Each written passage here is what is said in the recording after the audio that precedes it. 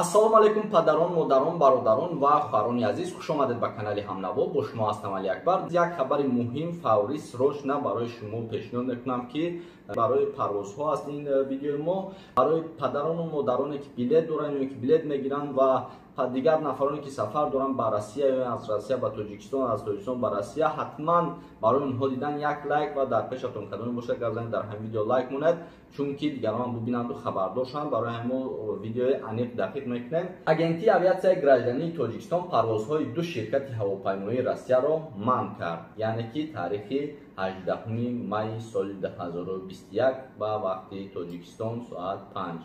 Агентии авиатсияи гражданӣ назди ҳукумати ҷумҳурии Тоҷикистон парвозҳои ширкатҳои ҳавопаймоии Сибир ва Северни Ветерро манъ кард. Дар ин бора имрӯз ба Амидховар директори агентии Икром Субҳонзода хабар дод. Барои сабаби маҳкам кардани ду ширкати Россия дар чиз ҳозир ман ҳамаашро пурраттар мефаҳмонам. Дӯстони азиз, ҳамаашро аниқ дақиқ кардагим ва пешкаш шумо мегардонем як лайк ва комментарияда ягон фикри хуб дар нависта дар имо WhatsApp поделитса ки бародаро тамом.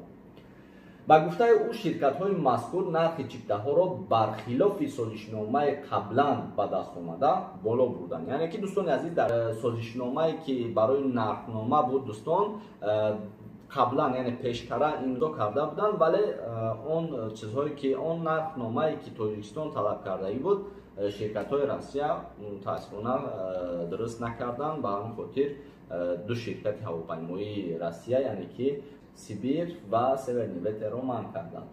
Тавре хабар дода будем, мо онҳоро огоҳ кардем ки агар нархи чиптаҳои ҳавопайморо паст накунед, парвозҳоро лағв менамоем.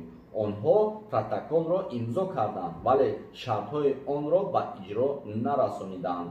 Қарори мо танҳо ба ҳимояи манфиатҳои мусофирон нигаронида шудааст, гуфт директори агентӣ. Ёдовар мешавем ки қаблан агентии авиатсияи гражданӣ ба 4 ширкати ҳавопаймоии Россия, Уральские авиалинии, Ютейр, Сибир ва Северни Ветер арзиши чиптаҳо аз шаҳрҳои Тоҷикистон ба Россияро мувофиқа карда буд.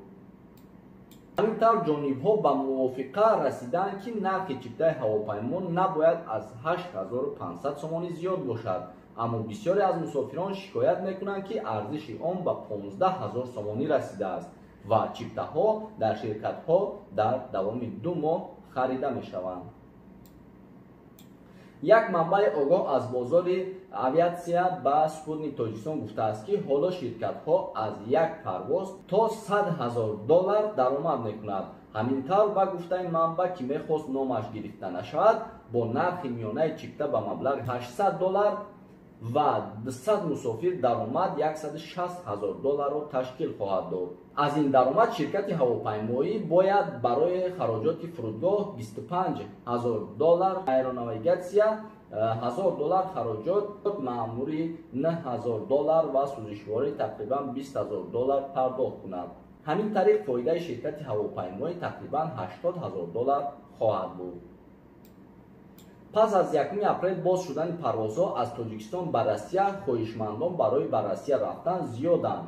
Мақомоти Тоҷикистон ба афзоиши шумораи парвозҳо ба Россия ҳавасманд мебошанд. Пеш аз ҳама ширкатҳои ҳавопаймоӣ бояд манфиати мусофирони худро фикр намоянд ва нархи ғайривоқеии чиптаро муқаррар накунанд, гуфт Субҳонзода.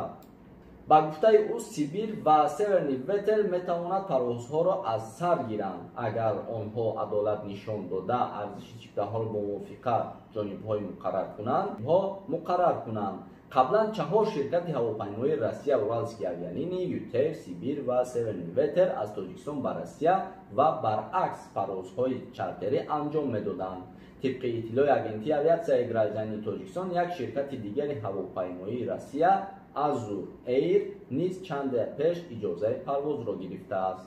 Хуш дӯстони азиз, сабаби ду ширкати ҳавопаймоии Россия барои чӣ буд, ман пурраттар барои шумо фаҳмондам. Яъне ки нархи чиптаро чӣ хел ки имзо карда буданд, он хел нафурӯхтанд, яъне ки қимат фурӯхтанд барои тамоми муҳоҷирон, барои тамоми шаҳрвандони мо ва барои ҳамин ду ширкате ки Тоҷикистон ба Россия, аз Россия ба Тоҷикистон парвоз мекарданд, парвозҳои ҳар ду ҳамин ширкатҳоро манъ карданд. Ба ҳамин хотир дӯстон ҳамаашро ман фаҳмондам як то ба як то. Дар видео ҳатман ва ҳатман лайк кунед то ин ки дигарон бибинанду хабардор шаванд. Видеоро ҳатман дар имо ватсаптон падилиса кунед ва дар пешатон кадоме бошад гап занед дар ҳамин видео лайк ва ягон комментария хуб нависад. иншоалло ки боз хабарҳои аниқ дар эфиро пешкаш шумо мегардонем. Дар канали мо меҳмон бошед, ҳатман ва ҳатман подписатсия кунед ва видеоро лайк ва падилиса кунед. Зиндаву саломат бошед. خودتون ناز نگاه کنید. در پناه الله باشید.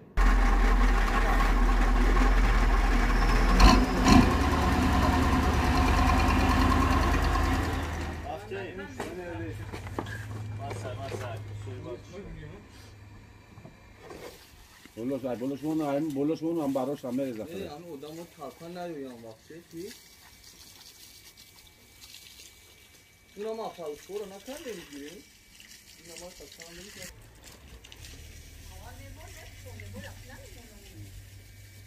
راست کنه آوز کتا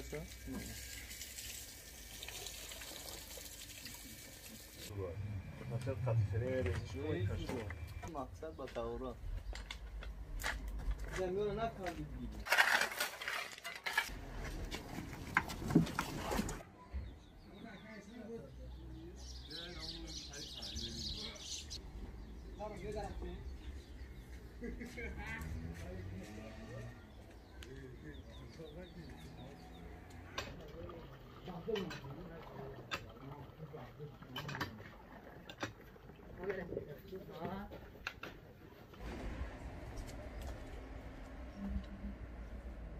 ассалому алайкум ҳамватанони азиз. дар рӯзи иди саиди фитр омадем ба зиёрати акаи ислом. гуфтем як хабараш бигирем. акаи ислом хай дурундай истироҳат кардестай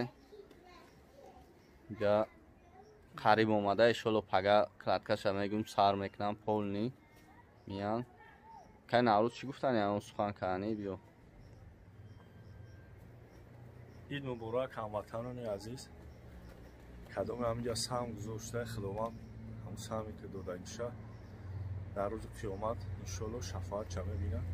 ҳама вақт сарбаланд бошед. пага клатка сар мешаванд асли иншоалло сари ака худо хоҳад аки идо дигар лакемиш ман ҳамаша ҳол бо видео кардагиам. иншоалло бародарҳое ҳастанд ки бо дард резашан ба кала гирифтагиянд. ҳамаша мекунем бо видеош мекунем. гузаронданашам аи хоначаш мақсад ба хонаи нава видеош меша. ҳамаш хулоса гап бо факту далилаш меша. иншоалло интизор шен дуо кунен дар ҳаққиш. дуо беҳтарин чизаи хайрам кана натонистен дуо кунен иншоалло ҳамаш назм. وهذا البلد العميم لقد خلقنا الإنسان في أحسن تقويم ثم رددناه أسفل سافلين إلى الذين آمنوا وعملوا الصالحات فلهم أجر غير ممنون فما يكذبك بعد بالدين أليس الله بأحكم الحاكمين سبحان ربك رب العزة عما يصفون وسلام على المرسلين والحمد لله رب العالمين آمین. نه برادرو клаткаш ҳам сар шед тамом шед ӯ гӯшти пухтара ӯ чира гуфтагӣ будан чӣ ном дора мақсад ра гуфтан ки черезу накунед ахай бо хела соз шид ки гӯшти чиндан лоиши мақсад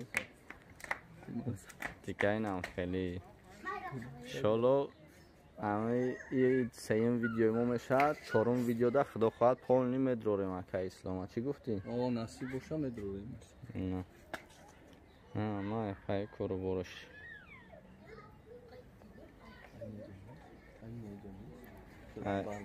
ҳама ҳами бо дастгирии шумо. хай бачаҳо раҳмати калон ки ба дастгирии шумо ҳами чи мо омӯзаи қариб омад ба охир мераса. раҳмат ба ҳаматон.